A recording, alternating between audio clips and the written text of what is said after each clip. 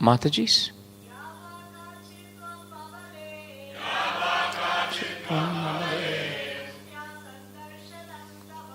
Distya sandarshanam tava.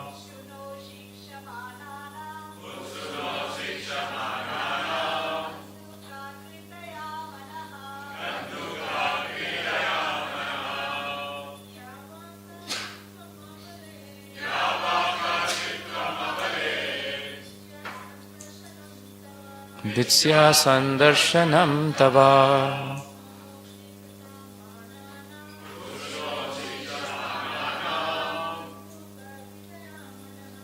Kanduko kridaya.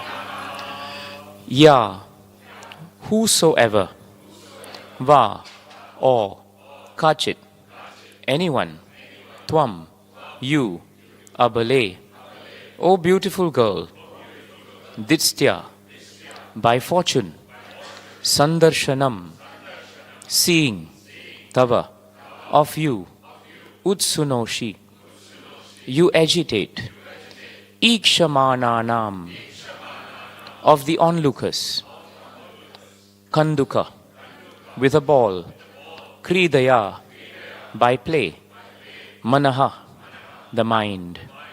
Translation and purport by His Divine Grace A.C. Bhaktivedanta Swami Srila Prabhupada Ki. Please repeat the translation. Whosoever you may be, O beautiful girl, we are fortunate in being able to see you. While playing with a ball, you have agitated the minds of all onlookers. Please hear the purport.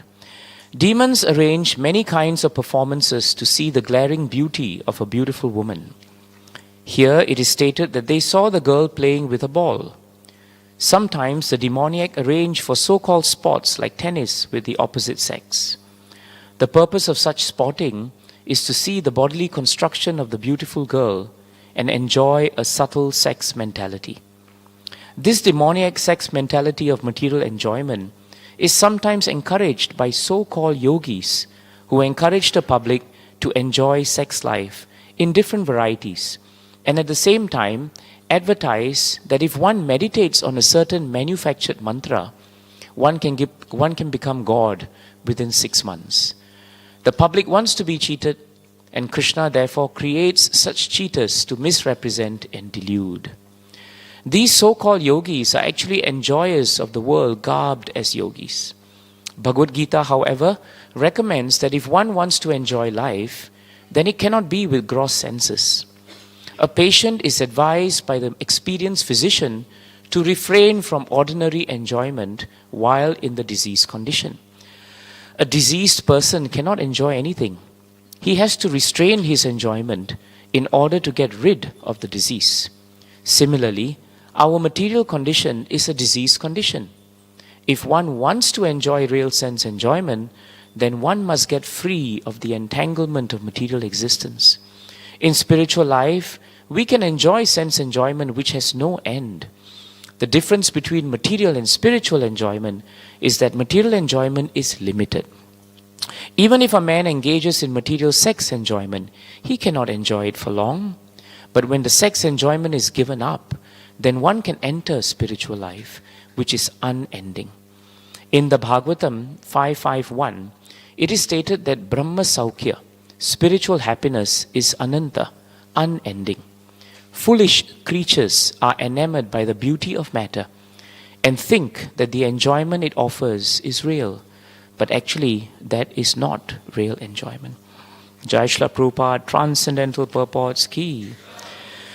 Narayanam namaskritya naram chaiva narotamam devim saraswatim vyasam tato jayam mudiraye. Before reciting this Srimad-Bhagavatam, which is the very means of conquest, one should offer respectful obeisances unto the personality of Godhead, Narayana, unto Nara Narayana Rishi, the supermost human being, unto Mother Saraswati, the goddess of learning, and unto Srila Vyasadev, the author.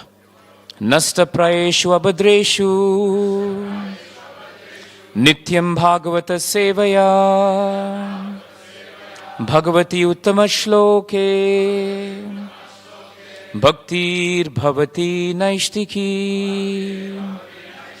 By regular attendance in classes on the Bhagavatam and by rendering of service to the pure devotee, all that is troublesome to the heart is almost completely destroyed, and loving service unto the personality of Godhead, who is praised with transcendental songs, is established as an irrevocable fact. Jai Grantaraj Srimad-Bhagavatam ki. Om Ajnanatimirandasya Jnananjana Shalakaya Chakshurun Militam Yena Tasmai Shri Guruve Namaha. This is a very interesting episode in Srimad-Bhagavatam, and it speaks so much to the practical points and the challenges that we must face in devotional service. One thing that's so nice about coming together for Bhagavatam is that we should never take for granted the power of coming together to hear Bhagavatam. I think it is in the 12th canto, 12th chapter, 48th verse, 12:48 of Srimad-Bhagavatam. This point about coming together to hear Bhagavatam is very nicely given. The reason why we should remind ourselves of these things is sometimes it's so easy for us to make Srimad-Bhagavatam class a ritual, because we have to do it, or because we are in the temple. And sometimes if we are not careful, if it becomes a ritual, then we miss the flavor and the reason why we are here. And that's how sometimes we can take things for granted. So Bhagavatam, throughout Bhagavatam, that is why Shukadev Goswami makes it a point, from the first canto through the 12th canto, at different points of Bhagavatam, he keeps glorifying the power of Bhagavatam. And that keeps us focused on why we come together to hear Bhagavatam classes. In 12:48 of Srimad-Bhagavatam, Shukadev Goswami sings very nicely. Sankirtyamano Bhagavan Anantaha Sruta Anubhavo Vyasanam hi pumsam Pravishya Chittam Vidunoti Asesham Yatha Tamo Arko Abram Ivati Vataha. So Shukadev Goswami says, when people properly glorify the Supreme Personality of Godhead, this is why we come together. We are here to properly glorify Krishna. When we try to properly glorify Him, or if we can't do that, then he says, or if we simply hear about His power. This is very important. Even if we don't have capacity to glorify Krishna, at least we should have the capacity to hear about His glories. That is actually easier. So those who hear about His power, or those who properly glorify them, or properly glorify Krishna, what happens to them?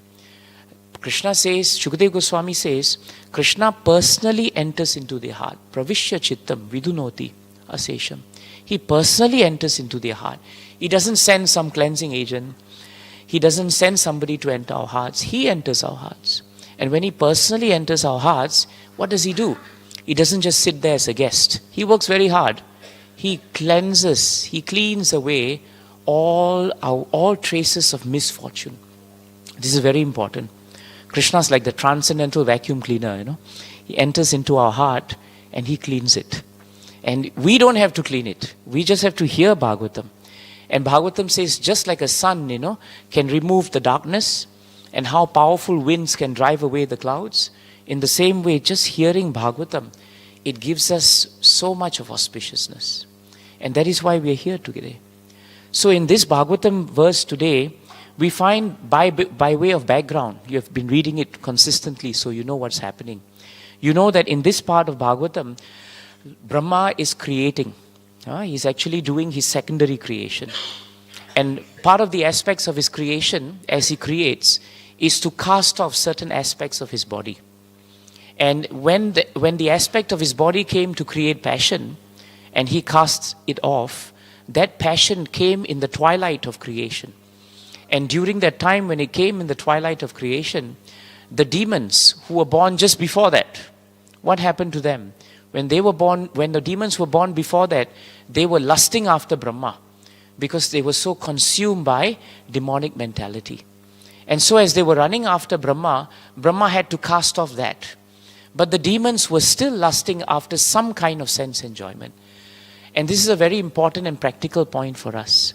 Every time we are running after sense enjoyment, the most important thing we must understand is that sense enjoyment has the capacity to induce demonic desires in us.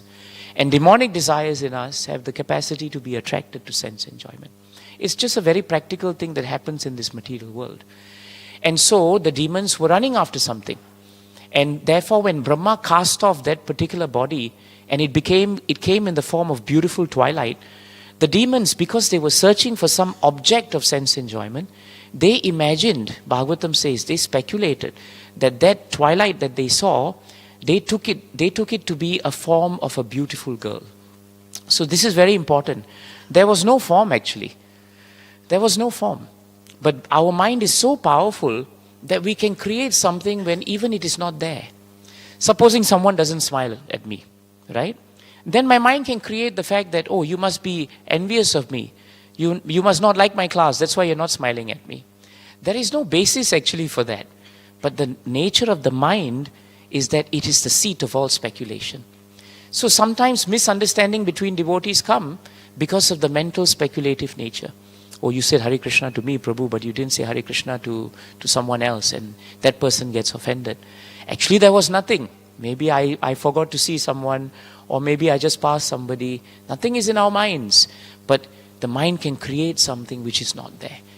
So that is why this speculation, right, is very, very dangerous in our devotional service. Until we understand something on the basis of Shastra, we should be very careful to avoid speculation. Even while we take up devotional practice, we can speculate. And when we study Bhagavatam, we should be very careful not to give some concoction to Bhagavatam according to the place, time and circumstances that we are in. It's very easy for the mind to use pages of Bhagavatam to support what we want to do. Not difficult. But that is where we have to be very careful. And the demons are teaching us that lesson. They are teaching us that actually that they became so enamored by the idea of having an object of sense enjoyment that they mentally, speculatively created one in their hearts and in their minds. And therefore they turned to this girl who was not there and started asking her questions. This is madness, isn't it? In Bhagavatam is known as pramattam. Nunam pramattam kurute vikarma. In 554 Bhagavatam, Rishabdev tells his sons this very important point. He says that when we make the aim of our life sense gratification, then all our actions become vikarma. Vikarma means not just karma. Karma is action. But vikarma means actions which implicate us. Actions which are by nature sinful. And sometimes we forget what is the definition of sin. Definition of sin, Srila Prabhupada says in Bhagavatam, is forgetfulness of Krishna. That is sin. Sometimes, we take a very different view of sin. Oh, Prabhu, you have done something very sinful. The only thing that he has done or she has done is that in that activity they have forgotten Krishna. That is sin. That is sin. So we should not be fanatical about the idea of sin. Sin can happen even in the temple. You can be standing in front of Krishna, but your mind can be everywhere else except in front of Radha Gopinath. That is sin. It can happen to us. So we have to be very careful. We can chant Hare Krishna, Krishna Krishna, Hare Hare, Hare Rama, Rama Rama, Hare Hare. But the mind can be very far away. So we have to be very careful to understand this point. Sometimes when we take up Krishna consciousness, we become subtly proud. And we think everyone else is a demon. And I'm very high up.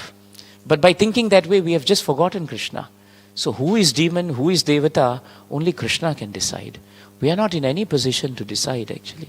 So the demons, they became so enamored by this girl who was not there, that they began asking her questions. And in this shloka, they are saying how fortunate they are to be able to see her. And they are saying to her that while she's playing a ball, there is no girl, but in their minds there is a ball and there is a girl. And they are saying, while playing with a ball, you have agitated the minds of all onlookers. And the demons are naturally, very openly, they are saying that we are becoming very agitated right? Just by seeing you, because we're very attracted to you. And Prabhupada writes in the purport, it's one of the most powerful, straightforward purports Prabhupada writes, And in this purport, Prabhupada says in this material world, what happens is that we arrange so many things just to be able to enjoy our senses. That is the point Prabhupada is saying. And Prabhupada gives examples. He says that we may go to watch maybe a match, and we may see someone performing a match. A girl may see a guy may see a girl. And instead of concentrating on the match, we may become attracted to the person who's in the match. It's entirely possible. It's entirely possible. My Guru Maharaj used to tell me, Devaki, you must be very clear why you come to the temple. Are you coming temple to see who you can get married to? Or are you coming to the temple to actually glorify Krishna? It's very important, very important. In yesterday's class, I was just telling them, in Singapore, there was one boy who came and joined us for the program. And he came from nowhere, and he seemed very enthusiastic. And around the same time, there was a girl also who came for the program. And after a while, I came and spoke to the boy. I wanted to get to know him. I asked him, Prabhu, what is your motivation to come to a temple? Well, to his credit, he was very honest. He said, Prabhu, I came here to actually find a girl because I want to get married. And I thought, where is the better place to get married than to find a girl in the temple? If a girl is coming to temple, she must be good, isn't it? So I thought, all right, if that is the reason. And true enough, at that same time, I remember my wife speaking to that girl. And the girl also said, I came here and I'm praying to Krishna that I should find a nice boy. And by Krishna's arrangement, they met each other. And by Krishna's arrangement, they got married. And by Krishna's arrangement, we never saw them again. It was over. It was done. Just like that, you see. So, it can happen anywhere, Prabhu's Matajis. That's my point. We can come to temple and we can say they're all demons out there. But let's be sober about the fact that demonic mentality exists even now in our hearts. We should be very careful. That's why Trinarapi Sunichena is so important. The more advanced we become, we should genuinely feel that we are not advanced. The more advanced we become, we should genuinely feel that whatever the demons are feeling, is not so far from what our mind can also create. Our mind can create that actually. So that's why Prabhupada says here that even yogis, when Prabhupada went to America, he met so many yogis, who had cast off the Vedic culture, embraced the Western culture, came up with some concoction, and promoted sex as part of spiritual enjoyment. And even till today, there is all this sahaja mentality that Prabhupada writes over and over again to tell us to be careful of. That if we are not careful, we may start looking at the loving affairs of Radha and Krishna as something that the same demons are doing, as something to fulfill our gross senses. Radhashtami is just 1 week away, isn't it? I think next Sunday is Radhashtami. We should be very clear about this wonderful spiritual affairs between Radharani and Krishna. And nowhere in our hearts, not even in our dreams, should we degrade those loving affairs which are completely transcendental and think that it is all right for us to think that way. And that's why Prabhupada, being so kind, he's warning us. And he's telling us this very important point, that actually we are all in a disease condition of life. This is a very important point for us to remember. Everyone is in a disease condition of life. And as long as we are in the disease condition of life, the reason why we are in a disease condition of life is because we do not inquire about what is the spiritual value of life. That is why these demons are in this position. There's a nice verse in Bhagavatam. I think it is in 555. 555 Srimad-Bhagavatam. We should learn this verse because it's very important.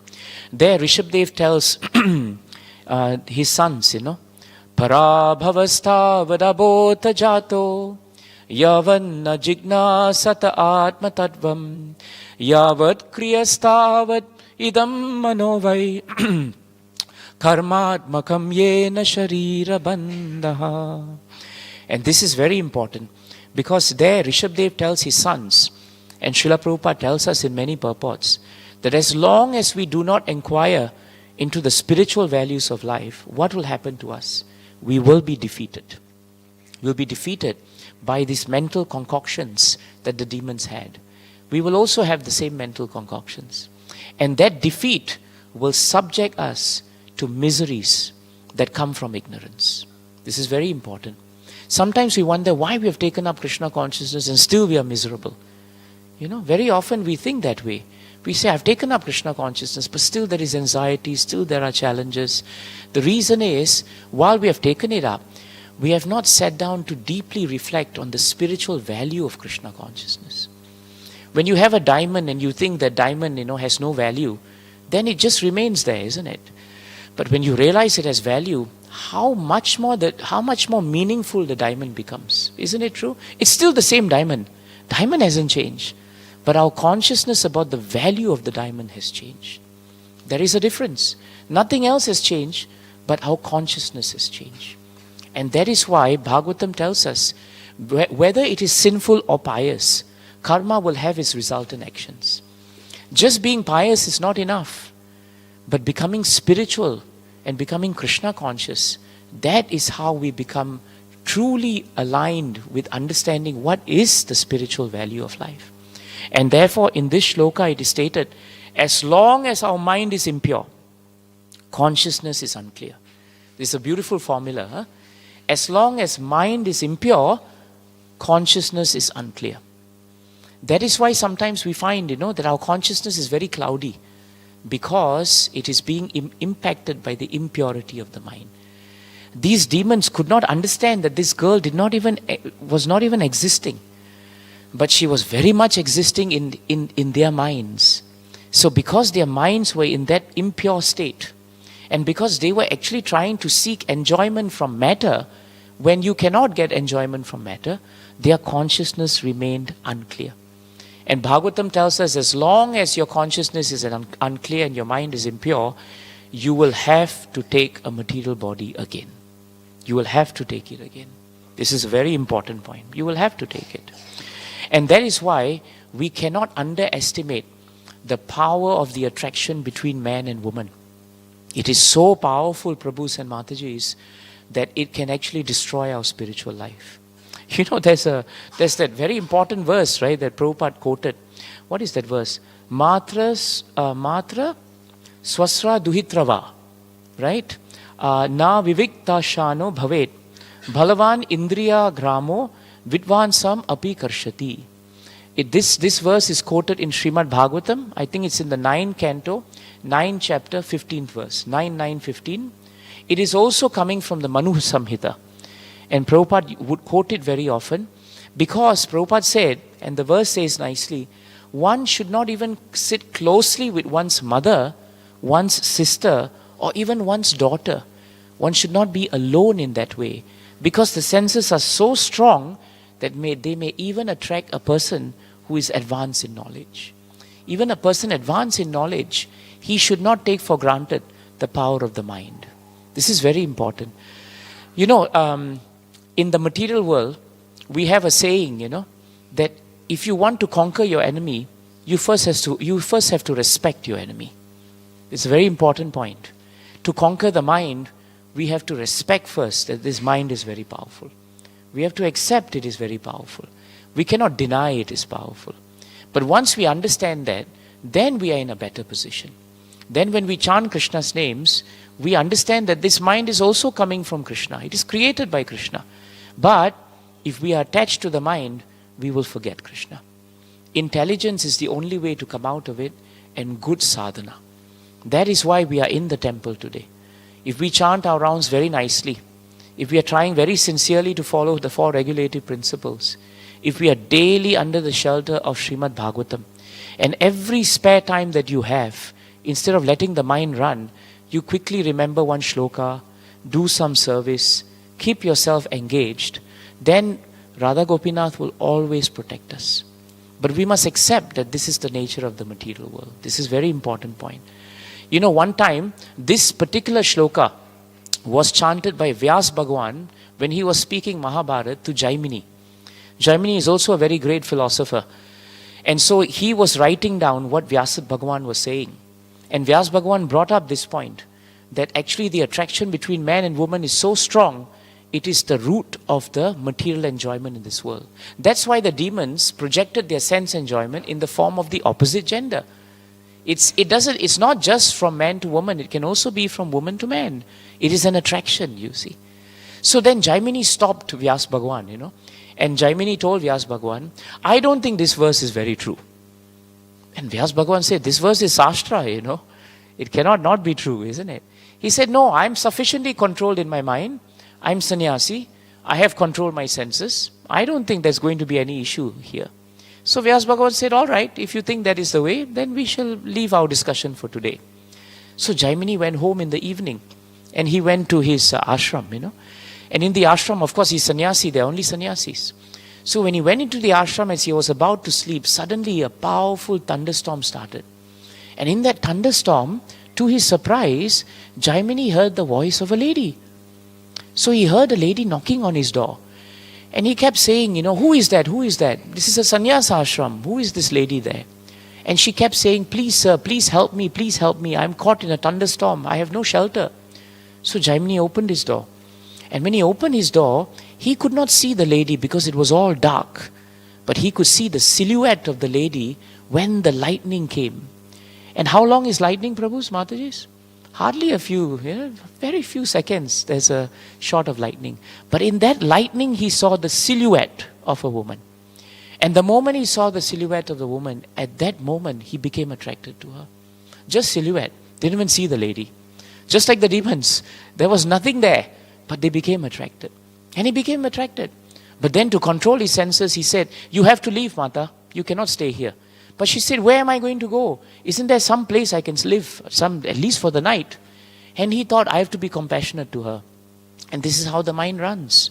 Bharat Maharaj, he left the whole world. He left his family. And then he went to Pulaka Ashram and sat there to take shelter of the Supreme Personality of Godhead. And while he was doing that, a deer, was chased by a lion, gave birth to a baby, and then she passed on. And that baby deer was helpless. And Bharat Maharaj's mind began taking control. And he gave all the favorable arguments why as a Kshatriya, as a king, it is my dharma to take care of the deer. But he just forgot that he came here after renouncing his wife, his family and his children. And for the whole of his time in Pulaka Ashram, he became so attached to the deer that he forgot the goal of why he came there. And at the end of the life, the deer became like his son. And the deer was sitting down, holding his hand like a father would hold the hand of the son. And by remembering the deer, in next life he became a deer. He became a deer. So it is not just the fact that, we think of a woman and she thinks of a man. If you become very attached to someone, even from a familial level, by the end of your life, if you're conscious of them, you'll become that. My Guru Maharaj used to say that if you remember dhoti, just before you die, you become dhoti. And if you remember the sari, then you become sari in next life. So whatever consciousness that you have in the Gita, that is what you become. So Jaimini saw this form of the woman, but he tried very hard. He said, all right, there is one spare ashram there. I'll put you in there. Now you lock from inside. And even if I knock on the door, do not open it to anyone. So she thought, this is a very nice sannyasi. He's very renounced. He has locked me in and I'll be safe. So she was very safe. But Jaimini was not safe. She was safe, but Jaimini was not safe. Because he went to his room, he lay down, but he carried the woman in his mind. He should have left her outside. But he carried the silhouette form of the woman and brought her into his ashram, into his heart, into his mind. But she wasn't there. She was in the next ashram. And after a while, he could not take it. In the middle of the night, he walked out. He went to the door and he banged the door. And he said, open the door, I'm Jaimini. And she said, you told me not to open the door, even if it's Jaimini. He said, no, it's okay. You have to open the door. And she said, no, I'm not going to open the door. And so Jaimini climbed up to the attic part of the roof. And he broke through the roof. And he jumped into the room. And he stood in front of the woman. And he said, now, I want to marry you. In those days, they were quite straightforward, So the lady thought, if you want to marry me, you are such an exalted personality, you want to change ashram, then that's fine. But my father has a condition. My father has told me anyone who wants to get married to you, he has to do one thing. He has to walk on all fours like a donkey. And he has to put me on it. And then he has to blacken his face. And then from the bottom of the village, he has to walk all the way up to the temple. And there we will get married. If a man is ready to do that, then my father is ready to give me in hand. And Jaimini thought, what is the problem? After all, we're all donkeys, isn't it? And after all, I'll be blackening my face. Nobody will know it's Jaimini. It's very good. He said, it's all right. I'll be humble. I will sit like, I'll be a donkey, you sit on me, and we will walk and I'll blacken my face. So Jaimini became a celebrated fool, just like the donkey is a celebrated fool. And he went all the way up to the top. And he got off, she got off. And just when Jaimini was going to turn around to be ready to get married, he didn't see the lady there. The lady had transformed into Vyas Bhagwan. And Vyasadeva was standing there and looking at Jaimini with his blackened face. And Vyasadeva told Jaimini, you remember we discussed this verse the other day? You remember that verse, And Jaimini thought, oh Krishna, what a thing to happen. It's a very simple illustration, but it tells us the power of the mind. And it tells us that if we are not careful, what did Prabhupada say? Devotional service is like razor's edge, isn't it? Prabhus, we all shave, we know, right? If you're distracted just for a moment, and that's it, you just cut yourself. So if you're distracted in devotional service just for a moment, right? If you underestimate the power of material energy, you will be consumed by it. Material energy is coming from Krishna. Respect it. And by respecting it, you will be careful with it. This is a very important point for us to remember. In Bhagavatam, there is this nice verse. I forget the meaning, but I remember. No, I forget the shloka. I remember the translation. 556. These shlokas from 554, 555, 556, 558, they are very important for us in connection with today's shloka. Because they tell us the connection between the attraction of man and woman and the connection between making the values of material life your value. It's very important. In 556, Rishabdev is telling his children, he says, when the living entity is covered by the mode of ignorance, the demons were covered by the mode of ignorance, and then they became passionate. When we are covered by the mode of ignorance, Rishabdev tells us we don't understand the value and the relationship between the individual living being and the supreme living being. We forget our relationship with Krishna. And then what happens is our mind is subjugated by fruitive activities. Then what happens is we perform everything looking for some fruits, looking for some outcome. If we come to devotional service and we are looking for an outcome, we'll become frustrated. If I come and perform devotional service, I want name, I want fame, I want people to praise me. I want people after the class to tell me, Prabhu, you gave a nice class. I want someone to say you're doing very nice. These become subtle fruitive activities. Then we degrade our devotional service into, oh, I'm doing something, but I must get something from it. But devotional service is devotional service when it is ahaituki apratihata. Isn't it? Savai pumsam paro dharmo yathor bhakti radok saje. Ahaituki apratihata, then only yayatma suprasidati. Our atma cannot become peaceful, Prabhus and Matajis. You cannot become satisfied until you perform devotional service in such a way that it has no motive. Don't come to the temple because of some hidden material motive. If we come to the temple, we come to serve Radha Gopinath and we come to serve the devotees. We should have zero expectations. Those who have zero expectations, they become very happy. Because as it is, there is nothing. So why am I expecting something? Isn't it? It becomes very peaceful. But if you do something and you expect something, in expectation, there is always disappointment. But in acceptance, there is always peace. This is the royal formula of Bhagavatam. And if we don't take up this formula, in whatever ashram we are in, we will become disappointed. Nobody is the cause of our disappointment except the expectations of our minds. No one has actually made us disappointed. But we have made ourselves disappointed. This is very important. Everything starts with us, unfortunately. So in 556, Bhagavatam, Rishabdev tells us, until one has love for Lord Vasudev, until we develop some love for him, then we will always be deluded and we will accept this material body. And that's why Rishabdev tells us that Pumsaha Striyaha Mithuni Bhavam Etam Tayon Mitaha Riddaya Grantim Mahu Atho Graha Shetra Sutapta Vittai Janasya Mohayam Aham Mimeti. This is a very important verse in Bhagavatam. And Rishabdev tells us this attraction between male and female is actually the basic principle of material existence. It will not go away. It will not go away. But that is why getting married, having a family, or not getting married and being married to Bhagavatam, just being brahmachari and being married to Bhagavatam, whether you are in brahmachari ashram, whether you are in grasta ashram, if you are not married to Bhagavatam, you are in the same predicament. You will always be in the same predicament. You will be in difficulty. If you are in vanaprastha ashram and you're very proud that you are retired, then you will become retired also, from Bhagavatam also. And if you're sannyas and you are not fixed in Bhagavatam, then eventually instead of renouncing material things, you will renounce Bhagavatam. And that is also very dangerous. That is why Prabhupada created Bhagavatam for us in this world, so that we will always remember to speak about Bhagavatam. We will not forget the power of Bhagavatam. This is very important. So that is why at the end here, Prabhupada says so nicely that when sex enjoyment is given up, this is nice point, then one can enter spiritual life. And sex enjoyment just doesn't mean the attraction between man and woman. It is principally the attraction to material life. That is very important. Sometimes people say, I'm not attracted to sex. Yes, but I'm attracted to name and fame.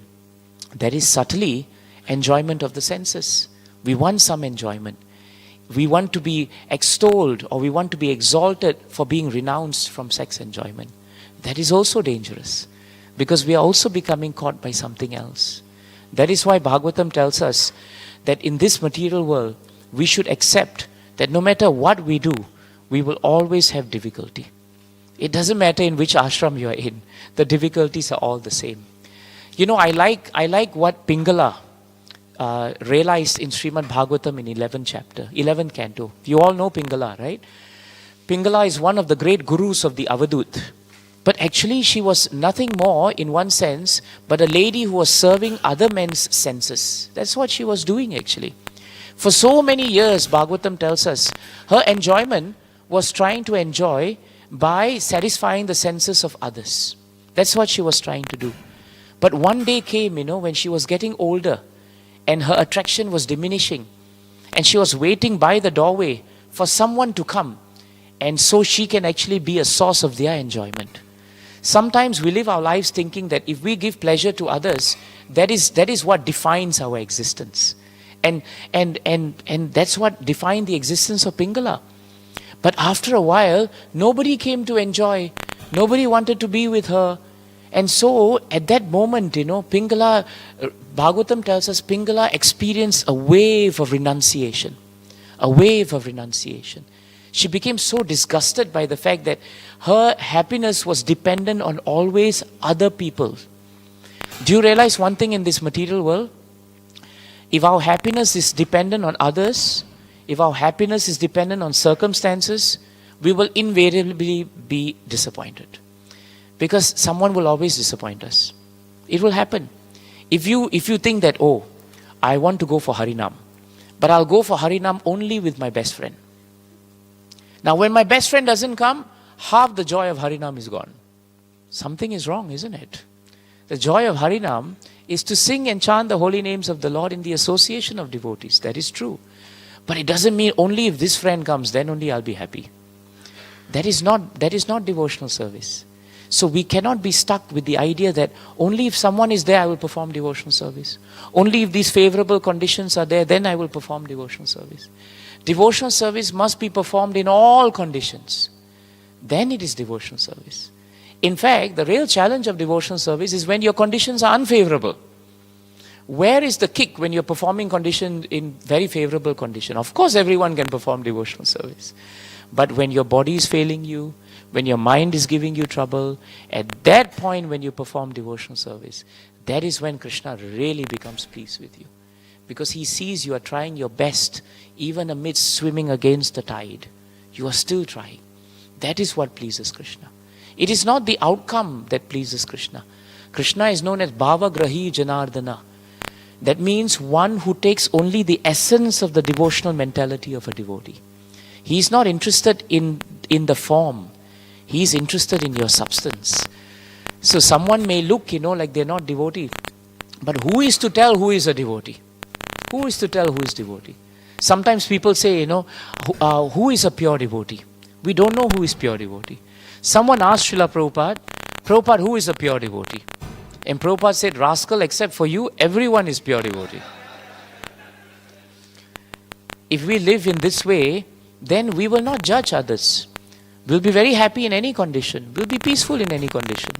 Because everyone is considered to be better than us. This is a very important point.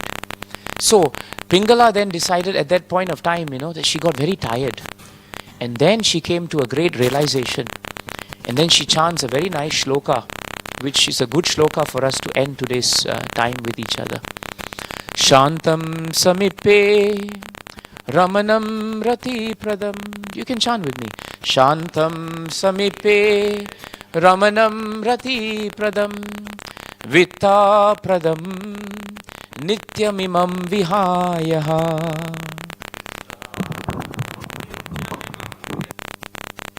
Akamadam dukkha bhayadi shokha moha pradam tucchamaham bhaje agnyaha. It's a very beautiful verse. It's in 11th canto, 8th chapter, 831. Actually, we don't need the mic also. It's all right, Prabhu, if you think it's... Maybe the mic is telling me I should stop it. No? Okay, fine. Anyway, we'll stop with this verse. In this verse, Pingala says, I am such a fool that all my life I have given up the service of that person who is eternally with me. I've given up the service of that person who's actually most dear to me, Ramanam. That most dear person is the Supreme Lord, Krishna. He is the one who is the bestower of real love. He is the one who gives me real happiness. He is the source of all my prosperity. And even though He has been in my heart all the time, sitting with me, guiding me, being there, giving me all the right advice, I have uselessly neglected Him. I have uselessly, completely neglected Him. Instead, what have I done? I have ignorantly served insignificant men. And while serving them, I have realized one thing. They have never been able to satisfy me. Instead, the only thing they have brought me is unhappiness, fear, anxiety, lamentation, and illusion. 5 things. These are the only things that I have gotten from everyone I've tried to serve. But these are the 5 things you will never get when you serve Krishna. So if you serve Krishna and you serve His devotees, then you will realize, by practical nature, that you will never be unhappy. You will never be, fearful. You will never feel anxious. You will never feel lamentation. And because of the association of devotees, you will never be illusioned. So this is a very important point we should remember. That finally, if we take up Krishna consciousness, then be very careful to understand that we should not bring material baggage into our spiritual life. The moment we bring the material baggage into spiritual life, it will appear spiritual, but actually it is becoming material. Like the demons, there was nothing there, but they projected their sense enjoyment into that twilight. And whatever that they saw was a projection of who they were. So whatever that we see, Prabhu's Mataji's, and whatever that we do is a projection of our consciousness. Jai Grantaraj Srimad-Bhagavatam ki. Jai Srila Prabhupada ki. Jai Srila Gurudev ki. Ananta Kori Vaishnavrinda ki. Nitai Gaura Premanande.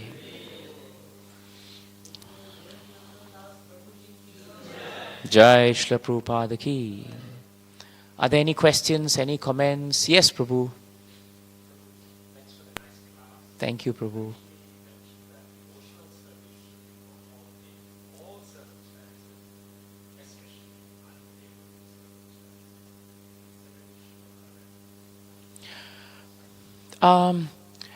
I think the most important shloka that comes up with the idea of unfavorable circumstances is actually imputed in the shloka I just mentioned just now, Prabhu.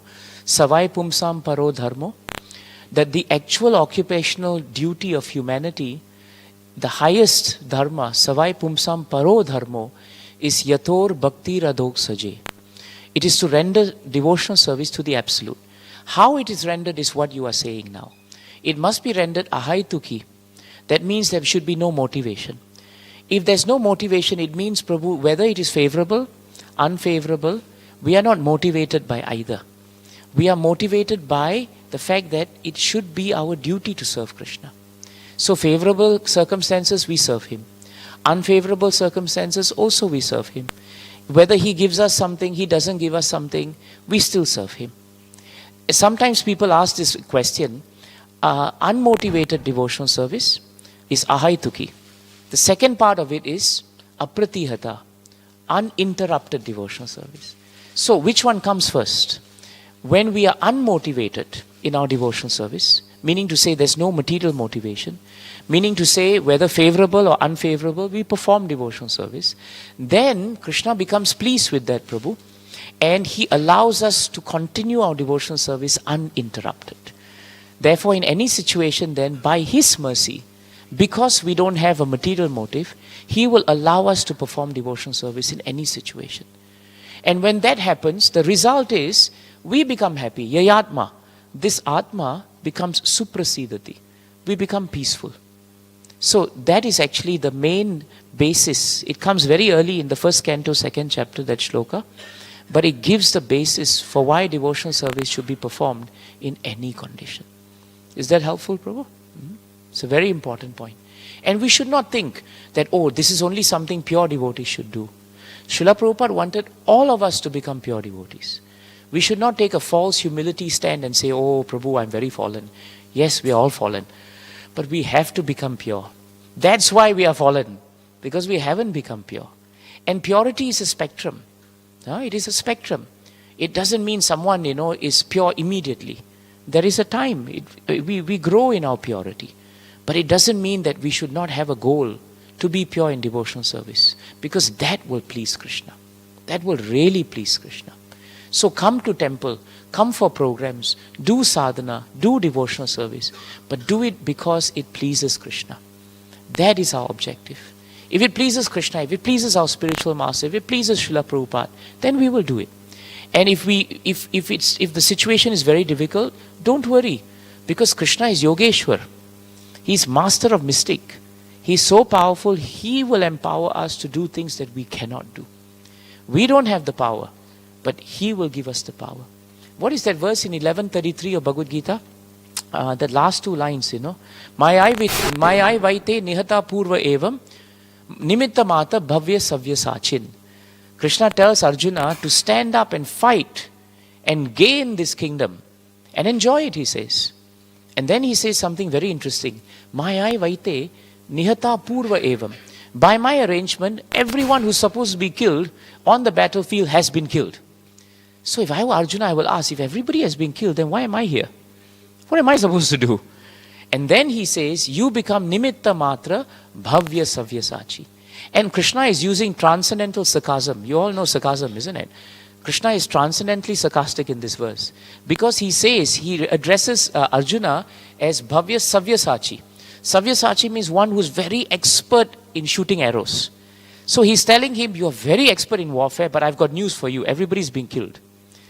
Your arrows are being shot, but I've killed everyone.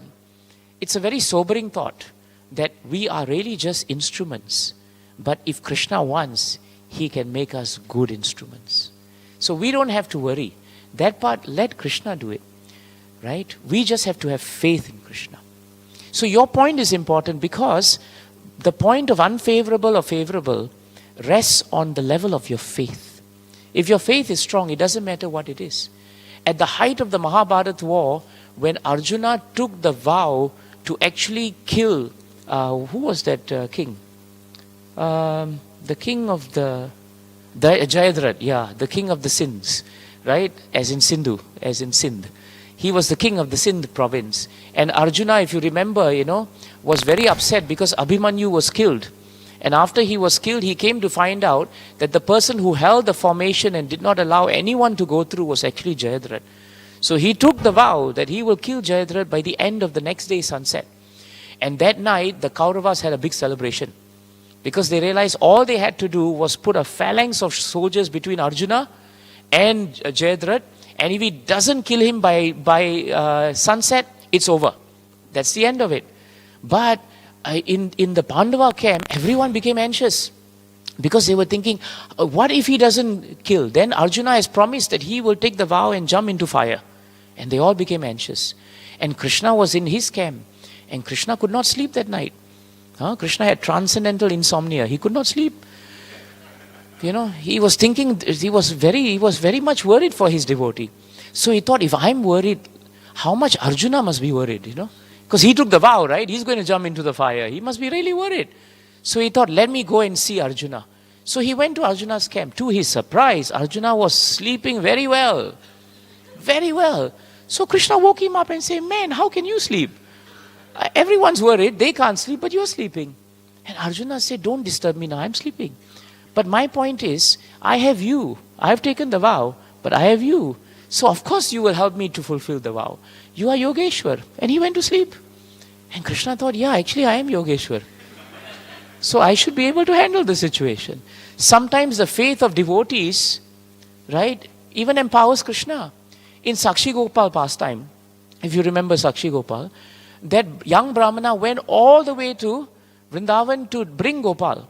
When he went to Gopal, the deity, he said, listen Gopal, we have an issue. I and the elder Brahmana took a vow before you, and he took a vow that he will promise his daughter to me. And you are the witness, so you are Sakshi. Now when he went back, he had a problem because his eldest son did not want his child to be married to me.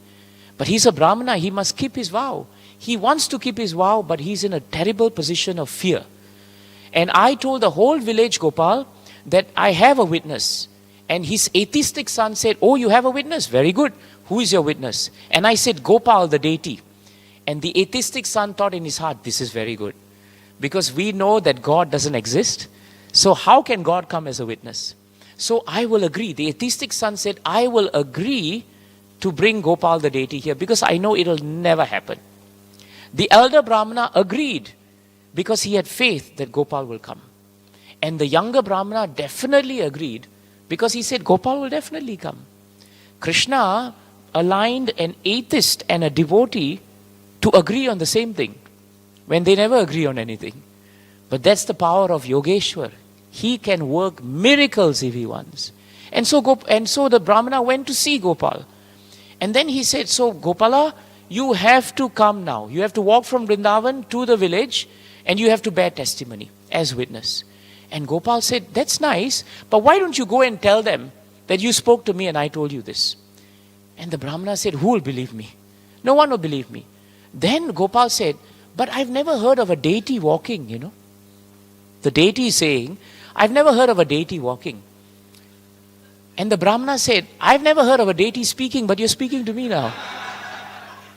And Gopal thought, yeah, actually I am speaking. So if I can speak, I can walk. See, the faith of devotees can even move Krishna. And so Gopal walked and he became Sakshi to the whole transaction. So have faith. Krishna is so powerful that even unfavorable conditions are, favorable conditions are there. It doesn't matter to a devotee. We have Krishna. We will never lose. There is only a win when you have Krishna. Is that helpful? Thank you very much for your time, Prabhus. Thank you very much for your time, Matajis. I've taken too much time. It's almost 9. I wish you all the best in your Krishna consciousness. Never be discouraged. The demonic feel of this material world will always try to discourage us. But don't feel discouraged. Always feel encouraged in Krishna consciousness. We have not lost anything. At the very most, what you will lose? At the most, you will be in Mangala-arati and you will fall sick and die. That's very good to die in Mangala-arati, isn't it? Please remember Krishna. If you're sick and you are feeling, very down, it's okay. Remember Krishna. At least when you're sick, you remember Krishna. In good times also, you remember Krishna. It's very important. Our problem is in good times, we actually forget Krishna. But in bad times, we all are Pakka devotees. Suddenly, all the shlokas come. My mother knew exactly, when I was young and I took up Krishna consciousness in my teenage years, my mother knew when I had exams without me telling her. Because suddenly I'm chanting very well. And she knew exams are coming, right? Yeah. And then when the exams finished and I wasn't chanting well, she knew exams are finished. And then suddenly when I chanted, she knew results are coming. So you see, it's all a learning curve for us, you see. But after a while we realize, whether you fail, you pass, that's not important. It's your connection with Krishna that's important. Jai Granthara Srimad-Bhagavatam. Jai Shri Shri Radha Gopinath ki. Srila Prabhupada ki. Thy Gaura Premanande. Thank you. Jai Srila Prabhupada ki. We used to have some really nice kirtans here. I have good memories of the temple, Thank you very much. Hare Krishna.